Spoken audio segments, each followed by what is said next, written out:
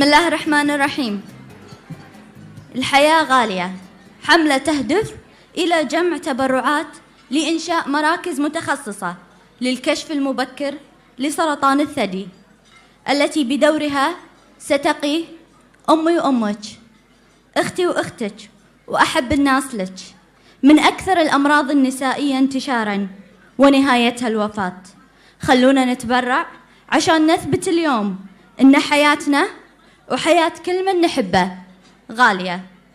الكل اللي حاب يتبرع في مكاين وايرلس من البنك الأهلي المتحد. فليتفضل وزير الصحة الدكتور هلال الساير لقطع كيكة المقدمة من السيد طلال العتيبي. بسم الله الرحمن الرحيم، والصلاة والسلام على خير خلق الله محمد ابن عبد الله. تحية طيبة لكل الحضور الكريم بمناسبة اليوم العالمي لسرطان الثدي 26 من أكتوبر. أبدأ بكلمة لا مثيل لها: حياة غالية. تنطلق من مختلف أرجاء العالم حملة توعوية ضد مرض سرطان الثدي، تبدأ تحديداً في شهر أكتوبر من كل عام وتختتم في نهايته، ولكن تظل للحياة بقية. حياة غالية تحييها حياة. أسستها السيدة الفاضلة رقية عبد الوهاب القطامي أم قيس الغانم، رئيسة المؤسسة والرئيس الفخري لحياة. وتتألف الجمعية من مجموعة من المتطوعات لكل المقيمين بدولة الكويت بغض النظر عن جنسياتهم ودياناتهم ومن هم. فمنذ عام 2008 إلى وقتنا الحالي تحت رعاية حياة تم معالجة المئات بتكاليف وصلت إلى الملايين لعلاج مرض السرطان بكل أنواعه.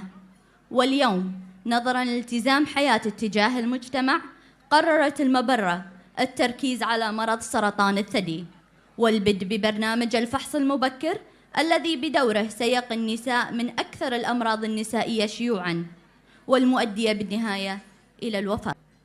أما الآن فلا بد أن تكون الكلمة لأصحابها، وكلمة السيدة الفاضلة رئيسة لجنة حياة السيدة ليلى الغانم، فلتتفضل مشكورة.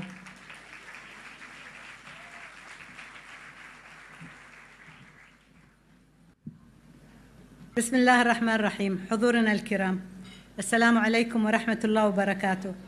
يطيب لي نيابة عن لجنة حياة لمرضى سرطان الثدي والقولون المنبثقة من مبرة رقية عبد الوهاب القطامي الخيرية أن أرحب بكم في هذه الأمسية الجميلة لنختتم من خلالها فعاليات الحملة الخيرية والتوعوية للكشف المبكر والوقاية من سرطان الثدي التي أقامتها لجنة حياة بالتعاون مع نادي غالية، وكذلك لجمع تبرعات لعلاج مرضى سرطان الثدي والقولون التي لم تكن لتتم لولا أياديكم البيضاء وقلوبكم الحانية ونفوسكم النقية ومشاعركم الإنسانية. هذه الأمسية في مضمونها المعنوي هي أشمل معنى وأوسع أفقاً وأجمل وقعاً من صورتها المادية وفقراتها الملموسة. إنها أيها الحضور الكرام ترجمة لنهر الخير الدافق في نفوسكم. فمنذ تأسيس المبرة سنة 2008 وبدعم من المتبرعين الكرماء وفاعلي الخير تمكنا من معالجة 245 مريض من جنسيات وديانات مختلفة بتكلفة إجمالية يفوق 3 ملايين دينار كويتي. وقد ضمت هذه الحالات مرضى سرطان الثدي والغدد الليمفاوية والقولون والدم والنخاع الشوكي والمعدة والكلى والرئة والكبد وسرطان الدماغ. إن إنجازنا خلال الأعوام السابقة لم تكن لتتحقق لولا التوفيق من الله أولاً، ثم ثقتكم ودعمكم. فوقوفكم معنا كان خلف ابتسامة مرضانا وشفائهم، وتشجيعكم ومتابعتكم كانت سبباً ودافعاً لنا لبذل المزيد. واسمحوا لي في الختام أن أتقدم بالشكر لكم جميعاً متبرعين ورعاة وحضور، وأقدم الشكر أيضاً لنجمة ليلتنا المطربة الفنانة أمال ماهر على مساهمتها وحضورها معنا الليلة كما أود أن أشكر الجندي المجهول في لجنتنا على عملها الدائم والدؤوب الدكتورة لبيبة تميم.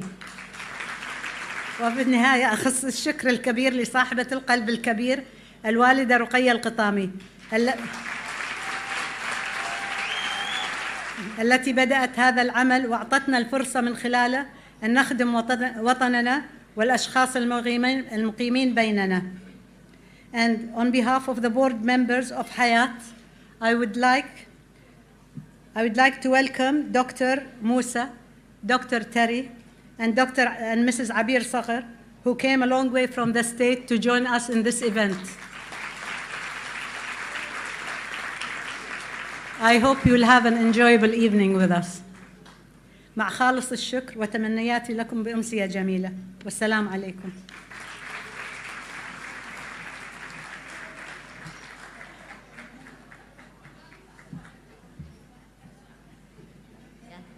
والآن مع كلمة حروفها من ذهب للسيدة الفاضلة أم فواز مها الغنيم، رئيسة اللجنة الاستشارية لنادي غالية. بسم الله الرحمن الرحيم. ضيوفنا الكرام، مساء الخير. يسرني أن أرحب بكم في هذا الحفل الخيري الكريم وهذه الأمسية اللطيفة، راجية للجميع دوام الصحة والعافية. كما ويسرنا في نادي غالية العمل مع مبرة حياة التي أسستها خالتي السيدة الفاضلة رقية عبد الوهاب القطامي حفظها الله على هذه الحملة الإنسانية الرائعة التي تهمنا جميعا. أخوتي وأخواتي، هي الحياة كما عهدناها تمضي مسرعة وتحمل في طياتها العديد من القضايا اليومية المفرحة والمحزنة، وكلاهما ينقضي يوما بعد يوم، ونبقى دائما نتطلع إلى أمل جديد مع بداية يوم جديد لحياة أفضل تغمر الجميع بالحب والخير والسعادة إن شاء الله. نجتمع هذا المساء لنساهم في حملة الحياة غالية التي تسعى إلى دعم وتطوير الوعي الصحي لدى المرأة في مجتمعنا، وتؤكد على أهمية العمل للمحافظة على صحة المرأة ووقايتها من الأمراض. فالمرأة سواء كانت أماً أو أختاً أو ابنة فهي غالية، ولطالما كان لها تأثيراً كبيراً على نمو وتطوير المجتمع، فهي تقوم بتربية الأجيال وتوجيههم. وهنا يأتي دور مساهمتنا في حملة الحياة غالية التي تسعى إلى الوصول إلى كافة شرائح المجتمع لتؤكد على أهمية إجراء الفحوصات الدورية للنساء. ختاماً باسم نادي غالية وجميع القائمين على هذه الحملة المباركة، أتوجه بالشكر إلى كل من حضر وساهم في إنجاح هذا الحفل الخيري الكريم. جزاكم الله خيراً، وعلى رأسهم صاحبة فكرة المبرة خالتي رقية عبد الوهاب القطامي أدام الله في عمرها. والسلام عليكم ورحمة الله وبركاته. والآن مع كلمة السيدة الفاضلة عبير صقر، الرئيس التنفيذي لبرنامج علاج المرضى الدوليين بمستشفيات ميمورال هيرمان وميمورال سيتي، ومستشارة العلاقات الطبية الخارجية للشرق الأوسط.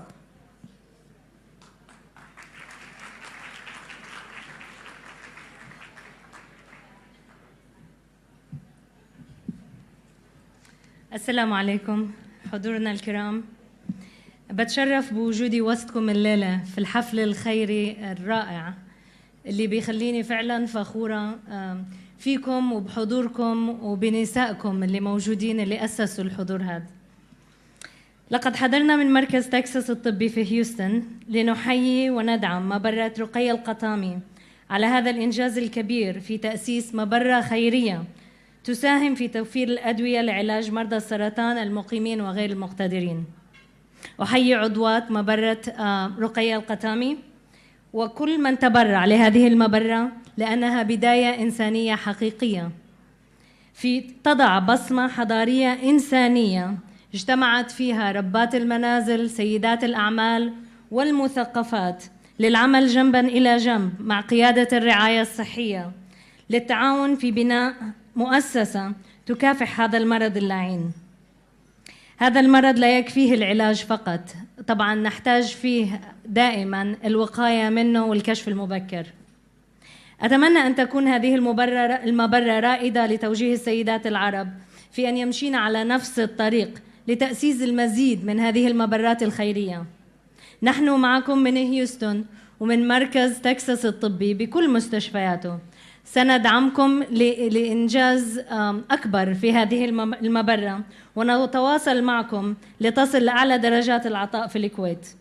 كل قالوا وأنتم بخير، وترجاء تبرعوا تبرعوا تبرعوا، وإيدنا معكم إن شاء الله في الجالات الجاية. شكراً.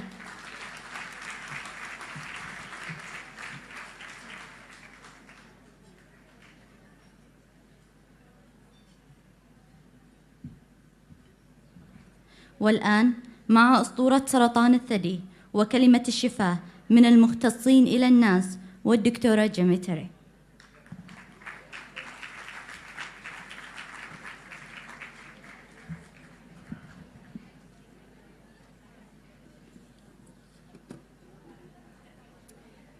I am so incredibly honored to be here tonight. I don't know that I can say much that would be more eloquent or beautiful than the wonderful ladies that have come to the podium before me. I wish to thank everyone for honoring this lovely foundation and asking for me to be here to speak to you today.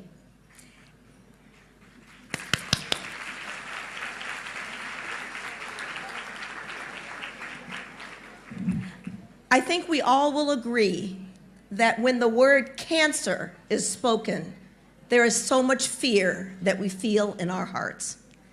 I come to you today to bring the message of hope from my wonderful surgical profession to the beautiful Kuwaiti people. We all know how precious life is.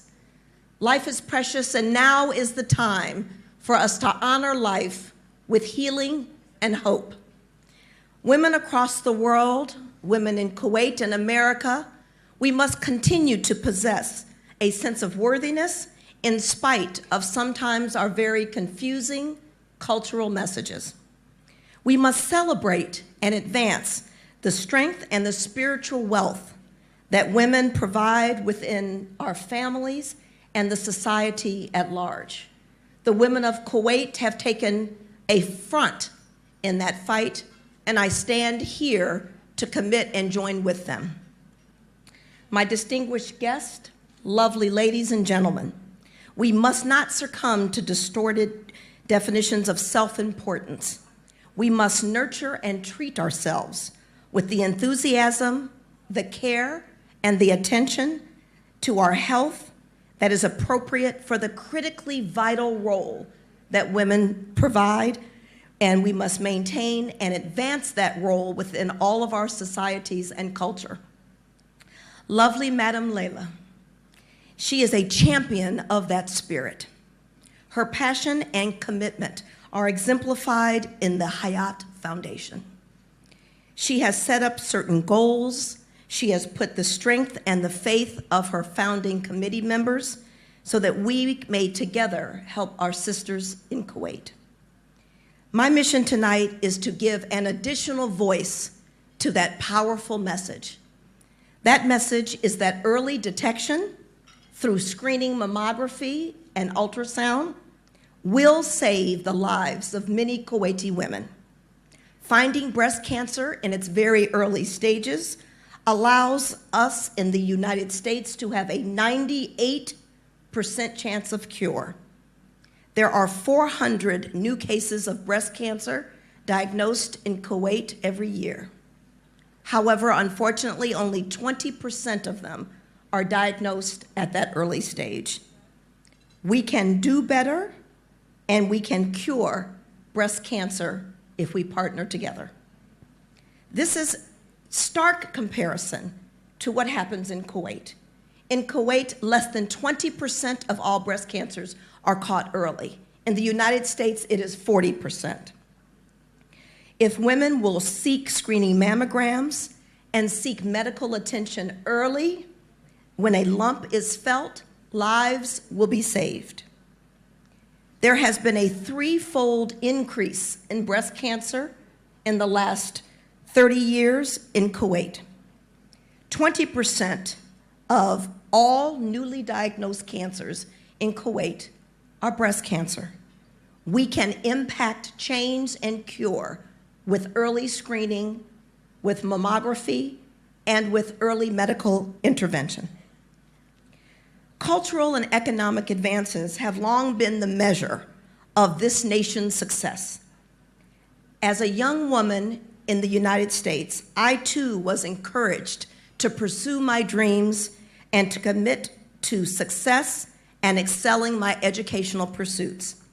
I pursued the area of surgery and breast cancer care because I wanted to be a vehicle for powerful change in the lives of women, even amidst the tragedy and fear that comes along with the diagnosis of cancer. You see, my friends, I want to share with you a very personal, private story. My beautiful mother, Elizabeth Terry, was sick most of my life. She was plagued by lung disease from a blood vessel defect early in birth. Little was known then about how to treat that disease. But today, we do lung transplants for that condition. Most that was done for my mother was focused on controlling her symptoms, but not curing her of her disease. Most of what was done brought her little but time. But oh, how precious that time was. It was precious to me, her middle daughter. I witnessed the time and care and encouragement of her physicians. That marveled me every day. They marveled at her spirit, her willingness to live despite her deteriorating function, and I marveled at the doctors. For me, my mother had been sick my whole life. My mother truly was in awe of her doctors, as was I. They were the ones who found a way to give my very ill mother the time that I needed to blossom and to flourish. My mother died in 1990. I was 27 years old and a second-year surgical resident and the first minority woman to ever finish my surgery program in Houston. I was driven to give another girl, another family, another woman time with her family. Tonight, I invite you to partner with me in embracing this new mandate, a mandate for cultural and economic strength to be utilized to fuel, increase health, and breast care awareness. Madam Layla and her lovely partners in Hayat and myself are but a microcosm of the power of women across the Atlantic Ocean. Tonight, I stand before you having crossed the Atlantic Ocean to bring the message of passion and hope. Over 200,000 women in the United States will be diagnosed with cancer. 39,000 will die from cancer. Every 3 hours, a woman in my state of Texas is diagnosed with cancer.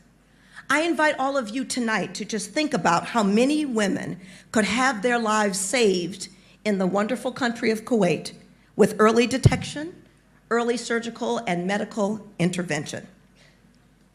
How many beautiful women could be saved that continue to help and nourish the society and love their families? How many beautiful women, with your generous support of this wonderful foundation, will go on to do great things for this wonderful country? We hold positions of economic and educational significance. Therefore, we must act now. Life is precious, and now is the time.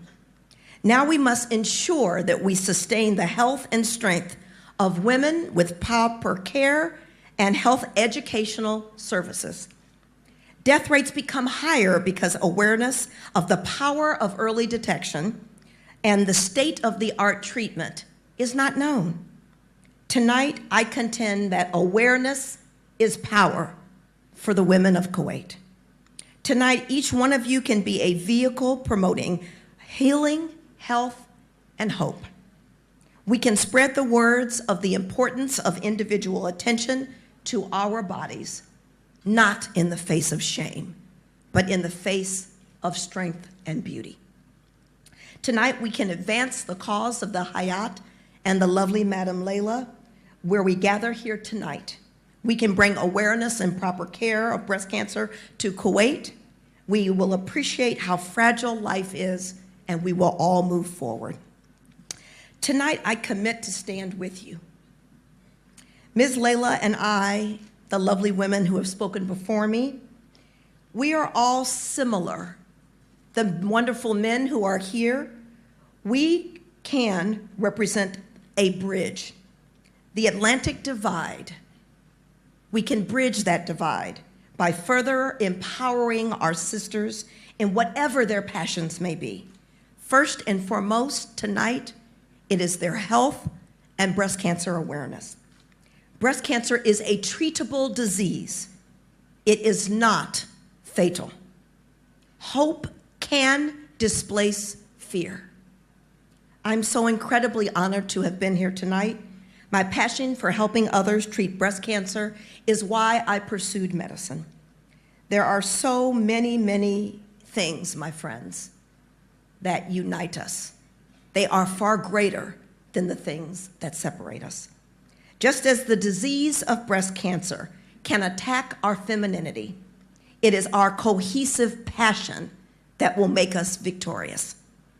We are sisters in the fight. The oceans that physically divide us will be united by our strength and passion. They will make us victorious. Thank you so much.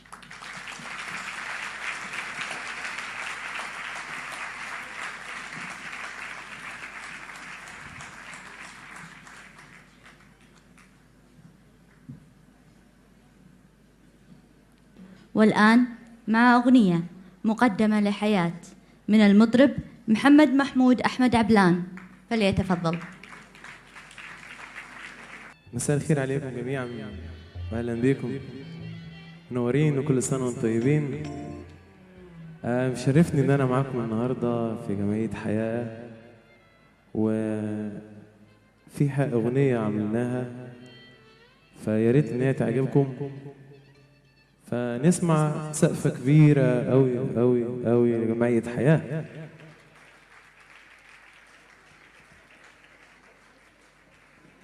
الأغنية من كلمات شاعر باسم لاشين، والحان ملحن محمد نبيل، وتوزيع أحمد عبد السلام،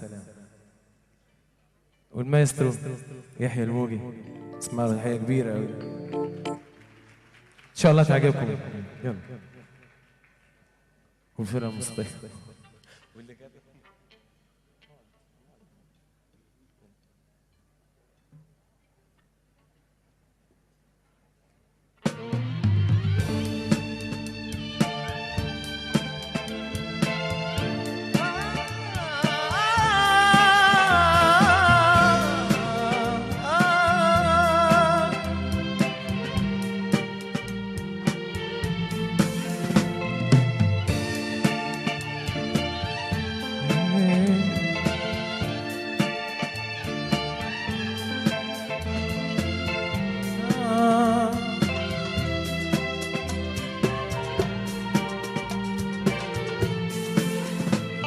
حياة تعانق أرض الكويت، رسالة خير من أهل بيت طيب كريم أبا عن جد.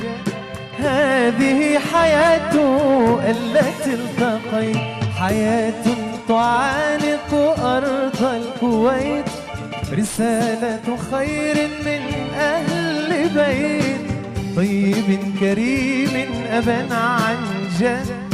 هذه حياة التي التقيت، نبع يفيض بحب العطاء، ثمرة طيبها أمل الشفاء، حلم تحقق من بعد جهد لوجه المعافي من كل داء. نبع يفيض بحب العطاء، ثمرة طيبها أمل الشفاء، حلم تحقق من بعد جهد لوجه المعافي من كل داء.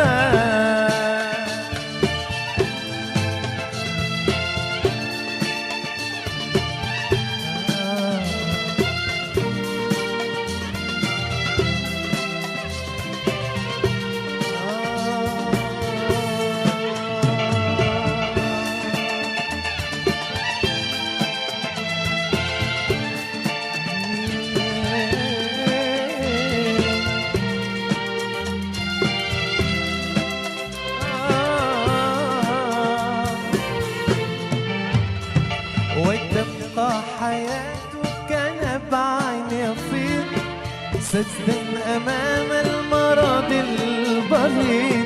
إلهي أنت المجيب الأحد، تقبل إلهي واشف المريض. وتبقى حياتك نبعا يفيض سدا أمام المرض البغيض.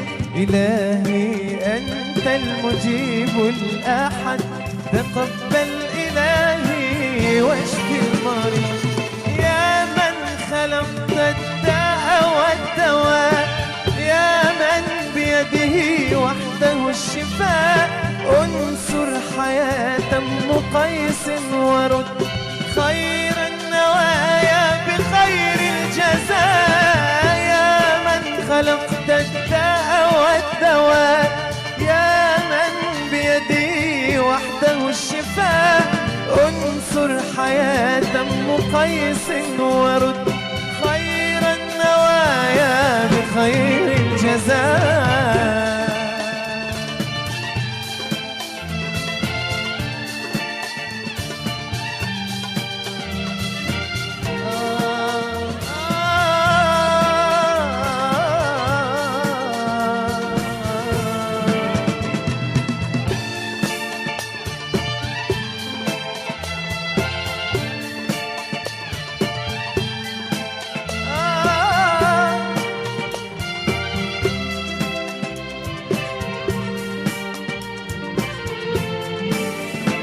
وتبقى حياتك نبعا يفيض سدا أمام المرض البغيض. إلهي أنت المجيب الأحد، تقبل إلهي واشف المريض. وتبقى حياتك نبعا يفيض سدا أمام المرض البغيض. إلهي أنت المجيب الأحد، تقبل إلهي واشف المريض. يا من خلقت الداء والدواء، يا من بيده وحده الشفاء، انصر حياة مقيس ورد خير النوايا بخير الجزاء. يا من خلقت الداء والدواء، يا من بيده وحده الشفاء، انصر حياة مقيس ورد خير النوايا بخير الجزاء.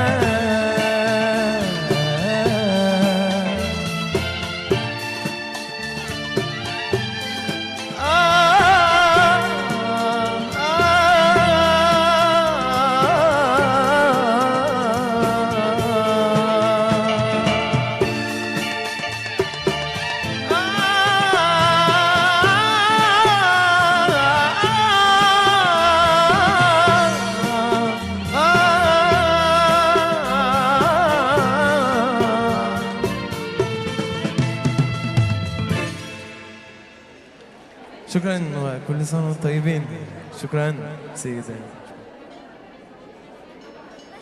أحب بس أنوه، يعلن الراعي البلاتيني الوطنية للاتصالات بتبرع برقم ماسي 699 99 399، وسيتم المزايدة على هذا الرقم ابتداء من الليلة، ورعه راح يروح